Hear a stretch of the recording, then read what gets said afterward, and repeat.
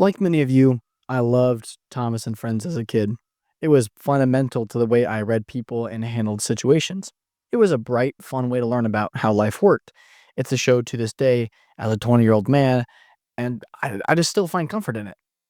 I ate, slept, and breathed Thomas. So when I found out about Britt Allcroft's death on Christmas Day of 2024, I was deeply upset. The night I found out while I was crying myself to sleep, I was thinking about different episodes and movies I remembered. That movie being Thomas the Great Discovery. The more I thought about it, the more I recognized themes of depression, belonging, and maybe even a little bit of suicidal thoughts.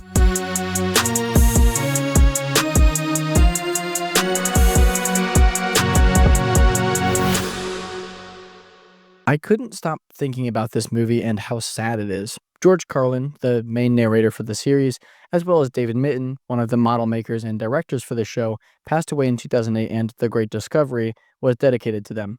As a result of this, the whole tone of the film is very different from the rest of the show. Pierce Brosnan, as a narrator, is much quieter and more reserved compared to the comedian that was George Carlin. But that's just the first impressions. The story starts out pretty normal for Thomas. There's a job to be done. James and Thomas have a race. A catchy song plays. After Thomas is loaded up with logs, he needs to get to the wharf. Duncan, a smaller engine, sends Thomas to this shortcut across a tall bridge that hadn't been used in a while. Duncan didn't know that it had fallen into disrepair, but that still doesn't make up for the fact that Thomas almost dies. This scene literally traumatized me as a kid. Some action movies can't even build up this much suspense with ease. The Descent. Man, it's on my throat there. Huh. Anyway, thankfully, Thomas was able to make it back to safety, just in time as the bridge completely collapses, tumbling into the ravine. Thomas backs up to a fork in the track. He follows the old line, tumbling through bushes and brambles, eventually making a great discovery.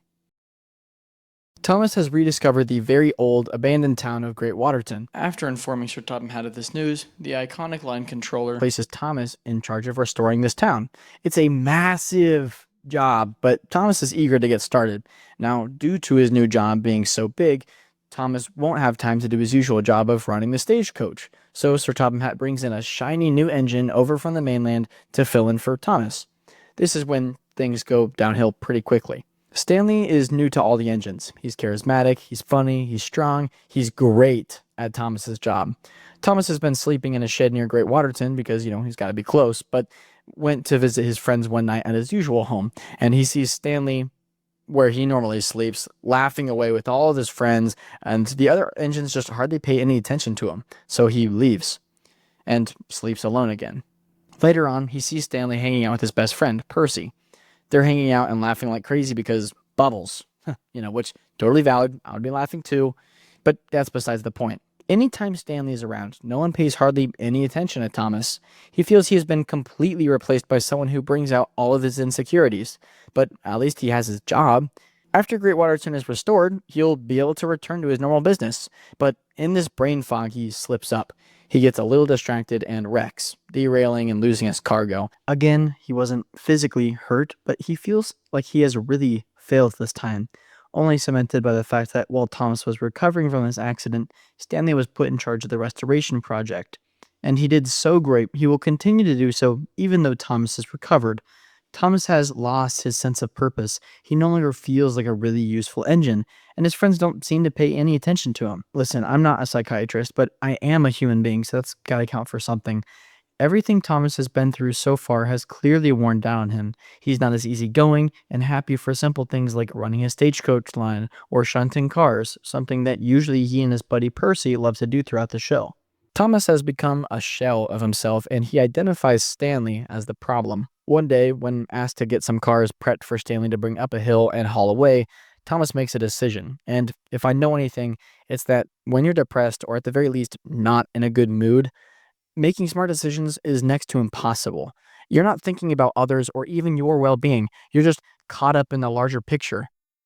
Thomas decides to gather way too many cars for Stanley. The load is large enough to possibly injure him, giving Thomas the job of restoring Great Waterton again. Stanley hauls the cars mostly up the hill, but the coupling snaps and the cars come barreling down the hill and slam into the tower. The hard work of the engines comes crashing down, and Thomas is entirely to blame. The other engines judge him, saying he's just jealous of Stanley, except Percy, his best friend in the show, who says, "Thomas would never do that," peeped Percy, but he was worried. this line is so real to me. Seeing your friend do something that they typically wouldn't do and only being able to worry for them because you love them is so human.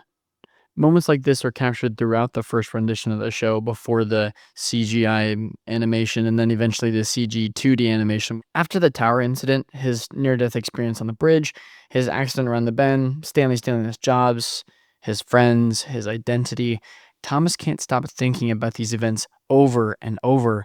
And he felt he was no longer wanted. Thomas finds an old track, hoping to be alone.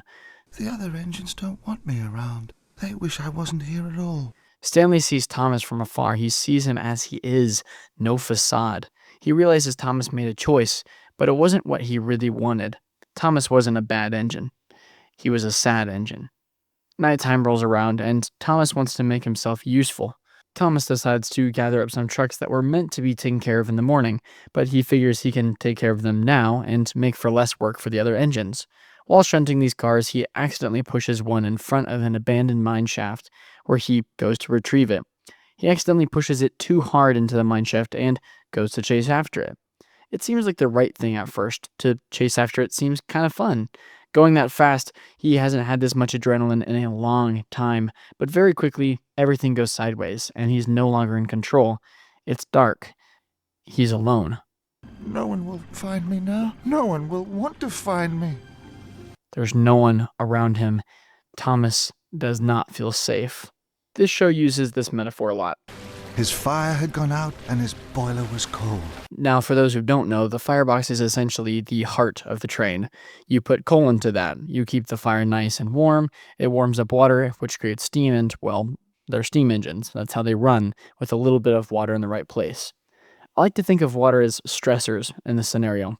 Water is important and keeps the train moving, but too much water in the wrong place, like inside the firebox, can put an engine out. Thomas has lost his spark. All of this stress from the mine shaft and all these experiences throughout the movie are just too much. It seems like it's the end of the line. He feels he has no one, but this is quite the opposite. He doesn't know it, but the entire island is searching for Thomas. A song that is so catchy that it still plays in my head to this day is sung by the engines, and people search for everyone's favorite blue engine. Now that Thomas is halfway down the mine shaft, he thinks about the kind of train he has been the past few weeks. He just wants to be back with his friends, with his old job. Just like real life, sometimes that stress is too much. It feels impossible to overcome, and just like in real life, it's not impossible. It feels like it sometimes, but it's not.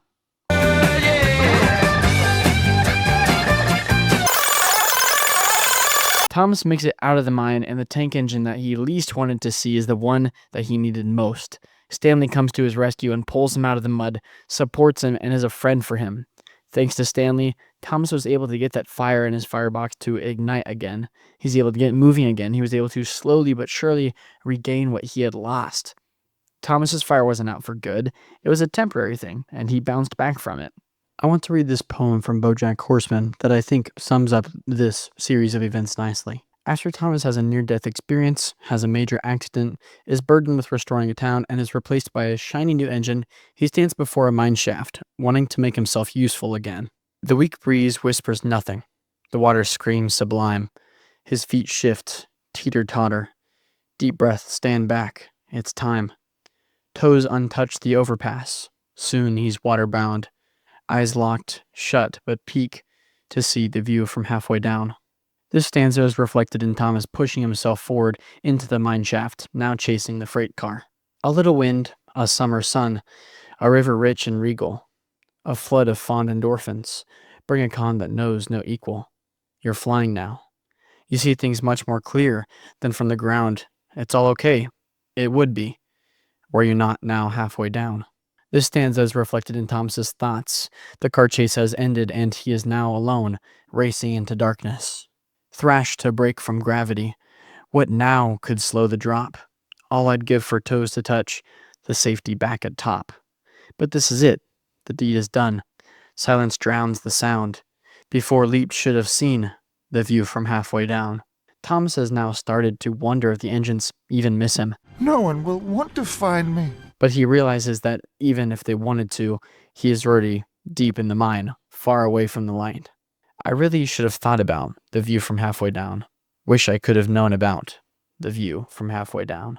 Thankfully, unlike the Golden Gate Bridge before the safety net, Thomas makes it out alive and mostly well. His friends rejoice when he returns. When Thomas returns, everyone is cheering, even the diesels, the engines that high-key have a rivalry with the steam engines.